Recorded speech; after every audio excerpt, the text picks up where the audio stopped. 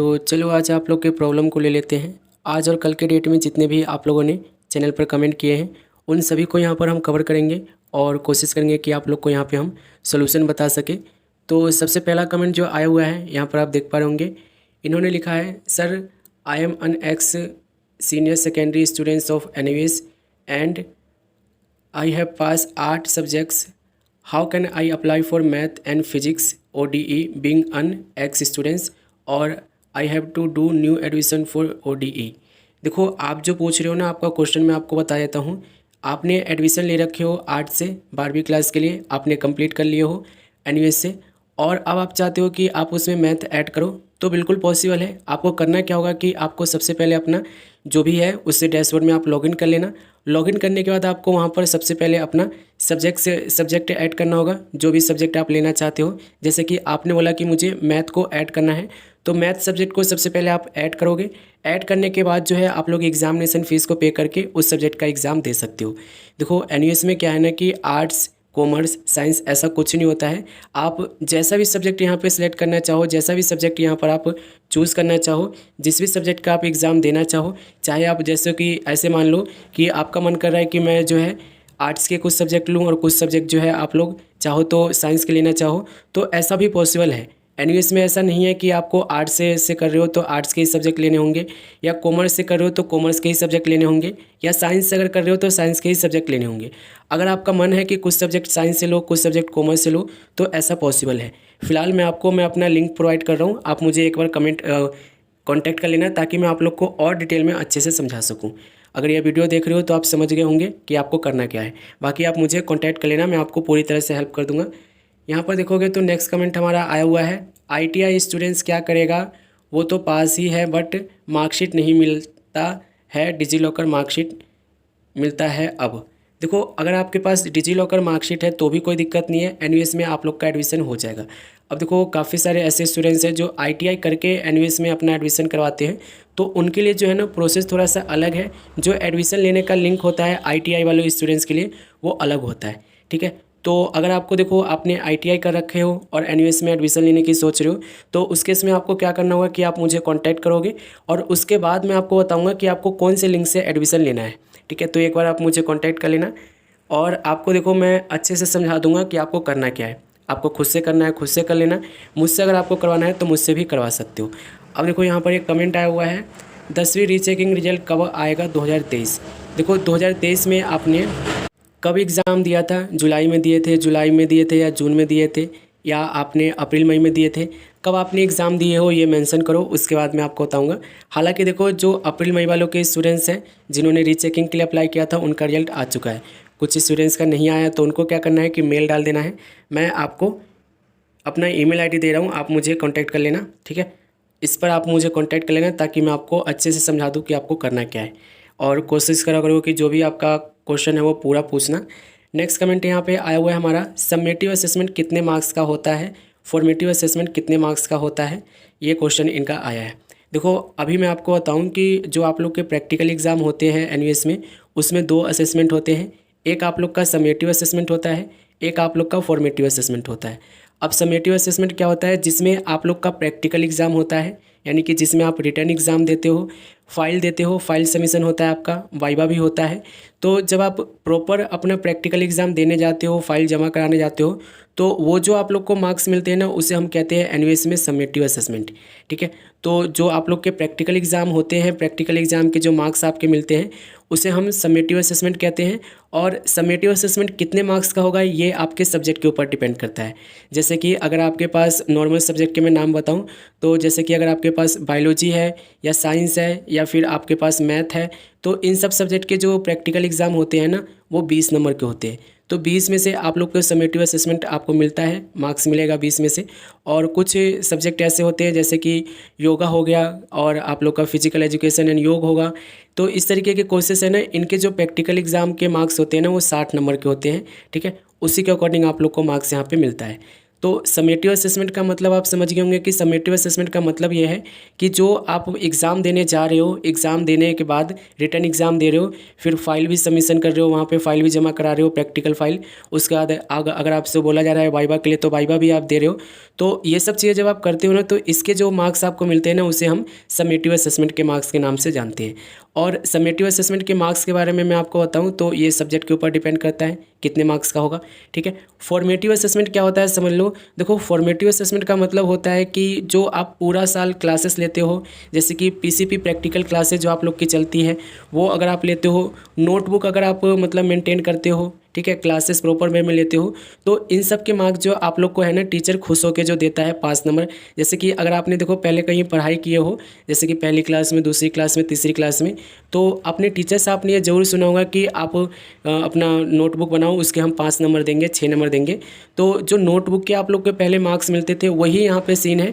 NUS में भी ऐसा ही चलता है। अगर आप देखो क्लासेस प्रॉपर वे में लोगे, नोटबुक मेंटेन करोगे, प्रैक्टिकल की क्लासेस यहाँ पे अटेंड करोगे, तो उसके इसमें जो है ना, आप लोग को 5-6 नंबर जो मिलने वाले हैं, जो कि आपके टीचर से मिलेंगे, वो आपको मिलेंगे, जिसको हम कहते हैं कि आप लोग को ये फॉर्मेटिव असेसमेंट होने वाला है। अब फॉर्मेटिव असेसमेंट के मार्क्स जो है ना, बिल्कुल एंड में मिलता है, जब आपका रिजल्ट आ जाता है तब, ठीक है। तो होपफुली आप समझ गए होंगे कितने मार्क्स का होता है। तो इसके लिए मैं आपको बोल देता हूँ कि डिपेंड करता है कि आपने सब्जेक्ट कैसा ले रखा है, ठीक है। डिपेंड ऑन सब्जेक्ट, ये मैंने आपको लिख दिया है। और कोई क्वेरी है तो एक बार और कमेंट कर लेना, मैं आपको उसे भी कवर कर लूँगा।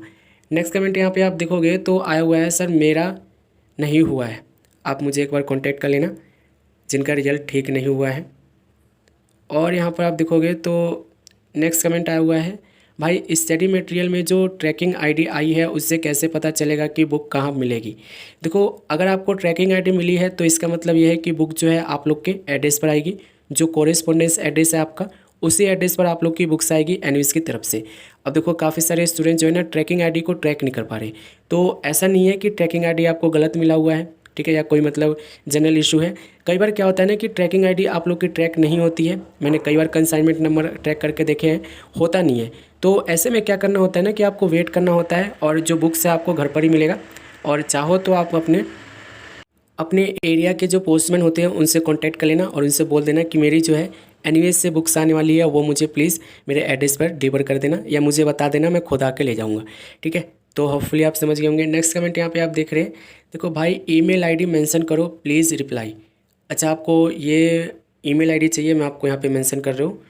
देखो, ये जो रिजल्ट करेक्शन का जो ईमेल आईडी है ना, ये मैं आपको यहाँ पे, हालांकि देखो वीडियो में भी मैंने आपको कई बार बताया है ईमेल आईडी।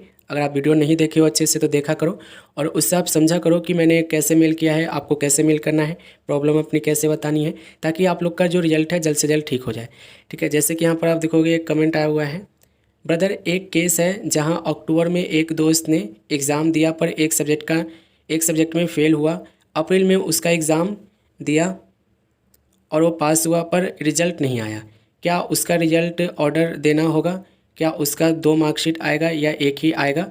उसका ही बैक वाला सब्जेक्ट भी क्लियर हो गया है, प्लीज़ भाई बताएं। देखो, आपने पहले एग्ज़ाम दिया था, फेल हो गए हो, उसके बाद आपने एग्ज़ाम दिए हो, पास हो गए हो, तो रिजल्ट क्यों नहीं आया है? रिजल्ट तो आप लोग का आना चाहिए। एक बार आप मुझे कांटेक्ट कर लेना। देखो, अगर आपने एक बार एग्ज़ाम दिए हो, फेल हो गए हो, फिर उसके बाद दोबारा से एग्ज़ाम दिए हो, पास हो गए हो, तो इस मीन्स कि आपको पता चल गया है कि रिजल्ट का आपका आ गया है। मार्कशीट की पूछ रहे हो तो मार्कशीट देखो आपको या तो ऑर्डर करनी होगी अगर आपको अर्जेंटली चाहिए तो, और नहीं तो उसके इसमें आपको 2 महीने पूरा रिजल्ट के आने के बाद से 2 महीना पूरा वेट करना पड़ेगा। आपके घर पर मार्कशीट आएगी, घर पर नहीं आती है तो आपको रीजनल सेंटर जाकर कलेक्ट करनी होगी। एक बार मुझे आप कॉन्टैक्ट कर लेना ताकि मैं आपको और अच्छे से एक्सप्लेन कर दूँगा। और इस वीडियो को अगर आप देख रहे हो, अगर आपके कमेंट है इसमें, तो आप बहुत अच्छे से समझ लेना कि मैंने बोला क्या है, ताकि आपको मुझे कांटेक्ट ना करना पड़े। यहाँ पर आप देखोगे तो ये बता रहे हैं, सर रिजल्ट प्रॉब्लम है, आप मुझे कांटेक्ट कर लो, मैं जो भी होगा आपके लिए सोल्यूशन मैं आपको प्रोवाइड कर दूँगा। अगस्त का रिजल्ट कब आएगा? देखो, अगस्त का रिजल्ट के रिगार्डिंग मैंने वीडियो बना दिया हूँ, अभी तो आपको पेशेंस रखना होगा और उस वीडियो को देख लो, अच्छे से समझ लो कि उसमें मैंने क्या बोला है, ठीक है। फिलहाल मैं आपको यही बोलूँगा कि अभी आपको वेट करना होगा, वेट करो। जैसे आप लोग का रिजल्ट अपडेट होगा मैं आपको चैनल पर वीडियो के थ्रू इन्फॉर्म कर दूँगा। यहाँ पर आप देखोगे कमेंट आया हुआ है, hi sir my also 4 time x please help. Result की रिगार्डिंग जो भी आप लोग की प्रॉब्लम है वो इस ईमेल आईडी पर अपना प्रॉब्लम सेंड करो, आपका रिजल्ट डेफिनेटली ठीक हो जाएगा। वीडियो देख लेना कि मैंने कैसे किया है, ठीक है। एक कमेंट आया हुआ है, भाई मेरा भी 4 टाइम एक्स आया है, अब मैं क्या करूँ? देखो मेल कर दो जो भी रिजल्ट के रिगार्डिंग आपकी दिक्कत है। और कोशिश ये करा करो कि रिजल्ट जब आपका आता है, आपको पता चलता है कि रिजल्ट में कोई दिक्कत है, उसी समय आपको मेल करना होता है। जब आप लेट आते हो ना, लेट जाकर आप मेल करते हो तो उस केस में रिस्पॉन्स जल्दी मिलता नहीं है। फिर रिस्पॉन्स मिलने में 1 महीना 1.5 महीना भी लग जाता है। उस केस में आपका एग्ज़ाम भी अटका रह जाता है। नेक्स्ट कमेंट यहाँ पे हम देखेंगे तो नेक्स्ट कमेंट हमारा आया हुआ है जो कि मेरा स्टडी मटेरियल नहीं आया अप्रैल 2024। ट्रैकिंग आईडी पोस्ट ऑफिस में बोल रहा है कि अभी तक बुक्स रिलीज़ नहीं हुआ है, डेट कब है पता, क्या करें बताएं। देखो पोस्ट में अगर आपको बोल रहा है कि बुक्स अगर नहीं आई है ना, तो इस केस में आपकी बुक्स उनके पास नहीं होगी, ठीक है। और आप पूछ रहे हो कि मतलब कि बुक्स रिलीज़ नहीं हुआ है। देखो बुक्स तो मतलब रिलीज़ हो जाता है, बुक्स तो हर साल मतलब छपते रहते हैं। हर साल क्या, हर महीने छपते हैं और हर महीने भेजे भी जाते हैं स्टूडेंट्स को।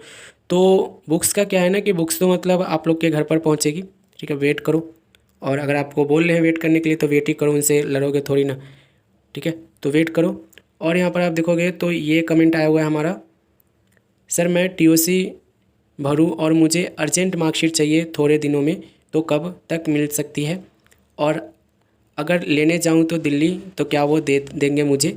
देखो मार्कशीट के लिए ना आपको मैंने पहले बता रखा है 2 महीना वेट करना पड़ता है रिजल्ट आने के बाद, ठीक है। अगर आप चाहो फिजिकली मतलब कलेक्ट करने के लिए तो उस केस में भी आपको वेट करना पड़ेगा, क्योंकि मार्कशीट प्रिंट होने में एक प्रोसेस है, एक टाइम लगता है, उसमें सिग्नेचर वगैरह भी होते हैं। तो उस केस में आप लोग को 2 महीना पूरा मान के चलना पड़ता है। देखो अगर आपकी 2 महीने के अंदर मार्कशीट नहीं आती है तो उस केस में आप जो भी दिल्ली आना चाहो दिल्ली में आकर अपनी मार्कशीट को कलेक्ट कर सकते हो। बस अपनी जो आईडी कार्ड है एनयूएस वाली वो लेके आना, ठीक है। तो जो भी आपका क्वेश्चन है उसमें यस सी मैं बोल रहा हूँ कि आप लोग कर सकते हो। यहाँ पर एक कमेंट आया हुआ है जैसे कि देखोगे, सर दिसंबर में टीएमए अपलोड कर सकती हूँ क्या। नहीं, दिसंबर में कोई टीएमए नहीं अपलोड होता है, ठीक है। दिसंबर के एंड में जो है टीएमए सबमिशन शुरू हो जाता है, ठीक है, जो कि जनवरी के 31 जनवरी तक चलता है, ठीक है। तो इन सब चीज़ों को ध्यान रखो जो वीडियो में बताया है मैंने आपको। सर मैंने टीएमए अपलोड किया ही नहीं है तो मैं अब कब कर सकती हूँ। अब आपको देखो लेट फीस देना होगा, और आपका जो टीएमए सबमिशन होगा ना वो ऑफलाइन होगा रीजनल सेंटर पे, तो ध्यान रखना इसे। यहाँ पर देखोगे कमेंट आया हुआ है, प्लीज़ रिप्लाई क्वेश्चन पेपर में ईएस एएस ओएस ये क्या होता है, एंड एक सब्जेक्ट के कितने सेट आते हैं क्वेश्चन पेपर में इंग्लिश मीडियम सेकेंडरी। देखो सेट जो आप बोल रहे हो ना, सेट का मतलब होता है कि कुछ सेटें जो होती है ना फिक्स होती है। जैसे कि टीचर क्या करते हैं, देखो चार जो होते हैं ना सेट आपके बनते हैं पेपर के, ठीक है। जैसे कि आप बता रहे हो 4 सेट बनते हैं, और चारों सेट के जो पेपर है ना स्टूडेंट्स को दिए जाते हैं अलग अलग बैच पे, ठीक है। जैसे कि एक बैच पे 5 स्टूडेंट्स हैं तो पाँचों को मतलब अलग अलग दिया जाएगा ताकि जो स्टूडेंट्स हैं कंफ्यूज रहे। हालांकि देखो जो आप लोग के सेट में जो क्वेश्चंस होते हैं क्वेश्चन पेपर में वो सेम ही होते हैं, आगे पीछे होते हैं बस, ठीक है। तो 4 सेट अगर आपका रिलीज़ होता है एनयूएस की तरफ से तो चारों में हो सकता है कि कुछ क्वेश्चन आपको अलग मिले, ठीक है, यानी कि आगे पीछे देखने को मिलता है। तो आप होपफुली समझ गए होंगे, और कुछ क्वेश्चन है तो आप पूछ लेना। यहाँ पे कमेंट आया हुआ है, मैथ का सब्जेक्ट चेंज नहीं कर सकते क्या। देखो डिपेंड करता है कि वो सब्जेक्ट कैसा है। अगर वो डिसिप्लिन सब्जेक्ट के अकॉर्डिंग आपने उसे ले रखे हो तो उस केस में आप नहीं कर सकते हो, ठीक है। एलिजिबिलिटी क्राइटेरिया देख लेना, हालांकि मैं नहीं कह रहा हूँ, क्योंकि मैथ सब्जेक्ट जो है ना उसको रिप्लेस करना इतना आसान नहीं है। यहाँ पर आप देखोगे तो एक कमेंट आया हुआ है, today I am subject change to eligibility submitted TMA and practical take April 2024। यार ऐसा इंग्लिश बोलते हो कुछ समझ में ही नहीं आता। यहाँ पर बोल रहे हैं कि today I am subject change, आज मैंने सब्जेक्ट चेंज कर लिया है, ठीक है, to eligible submitted TMA practical take April 2024। देखो सब्जेक्ट अभी आपने चेंज करा है ना, तो उस केस में ध्यान रखो कि आप लोग का जो है जब तक वो अप्रूव नहीं हो जाता है, जैसे कि आपने सब्जेक्ट चेंज कर लियो, अगर वो अप्रूव हो गया तो ठीक है। अगर अप्रूव नहीं हुआ है तो उस केस में आपको ध्यान रखना है कि आपका ना तो टीएमए होगा उस सब्जेक्ट का, ना ही प्रैक्टिकल होगा, ना ही थ्योरी होगा। तो इस चीज़ को ध्यान रखना कि जब आप लोग सब्जेक्ट चेंज कर रहे हो तो एग्ज़ाम से 3 महीने पहले उसको अप्रूवल लाना बहुत ज़रूरी है। अप्रूवल नहीं मिलता है तो उस केस में आपको दिक्कत हो सकती है, और जब आप लोग का एग्जामिनेशन फीस जाएगा तो पहले वाला सब्जेक्ट ही आपको देखने को मिलेगा। तो मसली यहाँ पे देखो, अपने सब्जेक्ट चेंज कर लिए हो, एग्जामिनेशन फीस जाएगी तो उस सब्जेक्ट का एग्ज़ाम फीस भर देना, फिर टीएमए भी अपलोड कर पाओगे, प्रैक्टिकल एग्ज़ाम भी दे पाओगे, थ्योरी एग्ज़ाम भी दे पाओगे, ठीक है, कोई दिक्कत नहीं है। और कोई कमेंट है तो आप मुझे कर लेना। हेलो भाई, मुझे एक चीज़ बता दो, मेरी 10th की मार्कशीट में, यहाँ पर 10th की मार्कशीट में नेम के स्पेलिंग में कैपिटल लेटर में है, है, बट उसमें मेरे आईडी कार्ड में नेम बस फर्स्ट लेटर बड़ा है और बाकी छोटे हैं। कोई दिक्कत तो नहीं होगी, कोई दिक्कत नहीं होगी, इससे कोई इशू नहीं है। अब देखो जो मतलब आप लोग मतलब प्रिंट करवाते हो, जो आप एडमिशन के टाइम जैसे लिखते हो ना, कैपिटल लेटर में लिखोगे तो कैपिटल लेटर में ही आएगा, स्मॉल लेटर में लिखोगे तो स्मॉल लेटर में ही आएगा।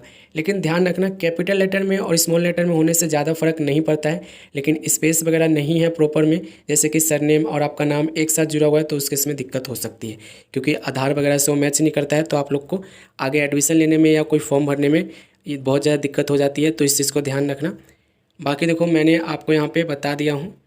यहाँ पर एक कमेंट आया हुआ है, देखोगे भैया मैं एनयूएस में था, PCM English and physical education था, तो क्या मैं फ़िज़िकल एजुकेशन को हटा सकता हूँ, उसकी जगह हिंदी लेना है? तो देख लो एलिजिबल हो कि नहीं हो, ठीक है, एलिजिबल हो कि नहीं हो ये चेक कर लो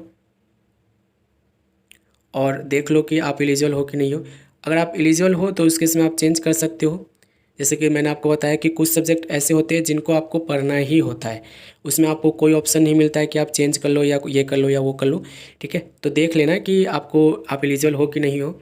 यहाँ पर आप देखोगे तो कमेंट आया हुआ है, मैंने पहले पब्लिक एग्ज़ाम दिया था, फिर एक ODE एक सब्जेक्ट का जुलाई 4 को, उसकी मार्कशीट कब तक आएगी? देखो मार्कशीट तो 2 महीने के बाद ही आएगी, ठीक है, और मार्कशीट आपको 2 महीने के बाद ही मिलेगी। 2 महीने से पहले आप मार्कशीट की एक्सपेक्टेशन मत करना एनयूएस से, 2 महीने ये लगाते ही हैं, कई बार 2 महीने से ज़्यादा भी लगा देते हैं। नेक्स्ट कमेंट यहाँ पे आया हुआ है, देखोगे तो सर मेरा डाटा एंट्री में 3 मार्क्स मिले हैं, यहाँ पर दिया गया है 3 मार्क्स मिले हैं, तो ये तो टीचर की प्रॉब्लम है, आप एक बार कॉन्टैक्ट करो उनसे और बोलो कि सर ऐसा क्यों हुआ है। सर क्या मैं TMA दिसंबर 2023 में अपलोड कर सकती हूँ? नहीं कर सकते हो, मैंने आपको ऑलरेडी बता दिया है। भैया हमारे तो प्रैक्टिकल PCB क्लासेस लगी ही नहीं अक्टूबर 2023 की, लेट आई थी नोटिफिकेशन, ठीक है, कोई दिक्कत नहीं है, अगर आप नहीं लगी है तो आपको कोई दिक्कत नहीं है, आपको मार्क्स जो है आपके टीचर दे देंगे, ठीक है, आपको फाइनल रिजल्ट में देखने को मिलेगा। यहाँ पर कमेंट आया हुआ है, सर डाटा एंट्री 632 में प्रैक्टिकल में कितने मार्क्स के में पास होते हैं? 33% आपको चाहिए, ठीक है, आप देख लेना कि कितने मार्क्स का वो हुआ है आपका एग्ज़ाम, उसमें से 33% चाहिए। अगर आप 12th में हो तो 10वीं क्लास में हो तो कोई दिक्कत नहीं है। यहाँ पर आप देखोगे तो कमेंट आया हुआ है, सर मेरा डाटा एंट्री ऑपरेशन 336 में हमको 25 दिया है समेटिव असेसमेंट में, टीचर को जाकर बोलूँ, ठीक है, मार्क्स तो ठीक ही है आपके, बाकी आप चाहो तो कॉन्टैक्ट कर सकते हो। सर मैंने एक बार अप्रैल में एग्ज़ाम दिया था, इनकी क्वेरी जो है मैंने आपको ऑलरेडी बता चुका हूँ, समेटिव 6 नंबर है। और देखो जिनके कम मार्क्स आए हुए हैं ना, वो चाहे तो अपनी टीचर से जाके बोल सकते हैं, ठीक है, वो आपको हेल्प करेंगे। मैं आपके हाथ जोड़ता हूँ भाई, हाथ क्यों जोड़ रहे हो, प्रॉब्लम क्या है? मैंने एनयूएस 2022 में पास की, 2023 में इम्प्रूवमेंट का एग्ज़ाम दिया, अब इम्प्रूवमेंट की मार्कशीट कहाँ और कैसे मिलेगी?